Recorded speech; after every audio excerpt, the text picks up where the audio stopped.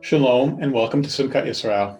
This week's Besorah portion is Luke 24 and the famous story of Yeshua on the road to Emmaus. We read that after his resurrection, Yeshua appeared to two of his disciples as they were walking on the road, but that the men didn't recognize him. This isn't the first time this has happened since Yeshua was resurrected. In John 20, Yeshua appears to Mary Magdalene when she goes to his tomb to grieve. When Mary sees Yeshua, she doesn't recognize him, and she assumes that he's the gardener until he reveals his identity to her.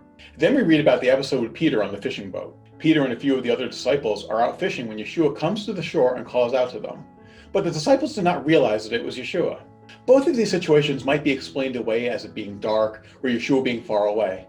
But then it happens again on the road to Emmaus. This time, Yeshua spends hours with his disciples, talking about his recent arrest, execution, and disappearance of his body. But through all of this, the apostles don't realize that it's Yeshua that they're speaking with. They are right up close to him. They're speaking directly to him. These are people who spent years with him, have had long, intimate talks with him, but neither of them recognize him. Why? On 3 separate occasions do the people closest to Yeshua fail to recognize him. Before we begin, please take a moment to like this video and subscribe to the channel down below. Over the years, biblical commentators have come up with a number of possibilities. Some believe that it could just be confirmation bias. The apostles think that Yeshua is dead. They have no reason to expect to see him walking around.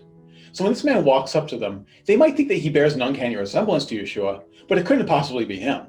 Others think that perhaps Yeshua was unrecognizable because he bore the scars of his ordeal. The episode with Doubting Thomas, where Yeshua shows his disciples the holes in his hands and the scars in his side, confirms that Yeshua was resurrected into his own body and that he had wounds from the nails and the spear. Perhaps these were not the only scars that he carried, and that his face looked different from the beatings he received. Still others believe that they didn't recognize Yeshua because he actually looked like a different person. Mark 16 says that Yeshua appeared to the apostles in a different form. Most understand this to mean that he just appeared to them in a different way than he did to Mary.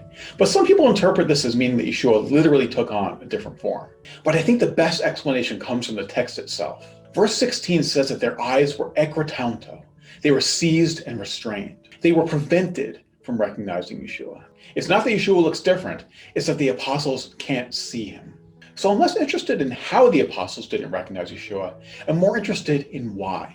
Why? On 3 separate occasions does Yeshua conceal his identity to his followers, only to reveal it later. We can understand the apostles' failure to recognize Yeshua if we look at it from the context of the entire story of the Bible. This isn't the first time someone in the Bible disguised their identity. In the book of Genesis, Jacob dressed in hairy garments and fooled his father into thinking that he was his brother Esau. Jacob himself is tricked when Leah marries him while disguised as her sister Rachel. Later, Joseph tricks his brothers in Egypt by disguising his identity in order to test them. 3 stories, 3 failures to recognize who's standing right in front of them. Does that sound familiar? How is it that these people were blind to the true identities of those closest to them? It's the same as Yeshua. Their eyes were ekrotanto. They were prevented from seeing. In the book of Isaiah, God says to render the hearts of this people insensitive, their ears dull and their eyes dim. Otherwise they might see with their eyes, hear with their ears, understand with their hearts, and return and be healed. God sometimes works by closing the eyes of his people to the truth in order for something greater to be fulfilled. By closing their eyes, by preventing them from seeing the truth immediately, God allowed our ancestors to see a greater truth when he opened them again. When his eyes were opened, Isaac finally saw Jacob as a son who deserved to be blessed. Jacob finally saw Leah as a wife deserving of a husband who loved her. And the sons of Israel finally saw Joseph as their true brother. In each case, the person who was disguised was seen for who they truly were. It's the same for Yeshua on the road to Emmaus. Yeshua comes up to Cleopas and asks him what they're talking about. Cleopas answers, he was a prophet, powerful in word and deed before God and all the people. The chief priests and our rulers handed him over to be sentenced to death, and they crucified him. But we had hoped that he was the one who was going to redeem Israel. Right off the bat, we see that Cleopas has a problem here. Cleopas has this image in his head of who Yeshua is supposed to be. When he thinks of Yeshua, he sees this mighty prophet and miracle worker. He sees someone who's going to overthrow the Romans and establish the kingdom of heaven on earth. And he's absolutely shocked when Yeshua instead is arrested and put to death, because that doesn't fit into his image of who Yeshua is. Ultimately, Cleopas is disappointed in Yeshua. He's let down because Yeshua did not meet his expectations. No wonder he didn't recognize Yeshua. He never knew Yeshua at all, not who he really is. And Yeshua calls him out on it. He says to them, "O foolish ones, so slow of heart to put your trust in all the prophets spoke. Was it not necessary for Messiah to suffer these things and to enter into his glory? How can you recognize me when in your heart you don't believe what the scriptures say about me?" Yeshua spends the rest of the day teaching them about who he really is. He defies their expectations and shows them the truth. And when they finally get it in their hearts, their eyes are opened up as well, and they see Yeshua for who he really is. I don't think it's all that different for us.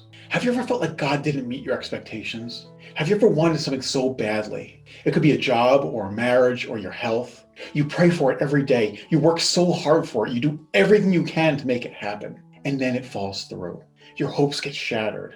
And when that happens, it's very easy to become disappointed in God.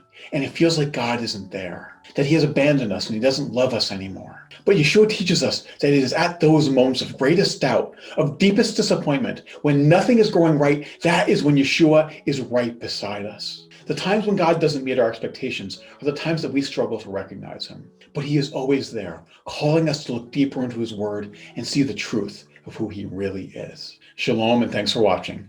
If you like this video, please subscribe. And don't forget to visit simchatisrael.org to learn more.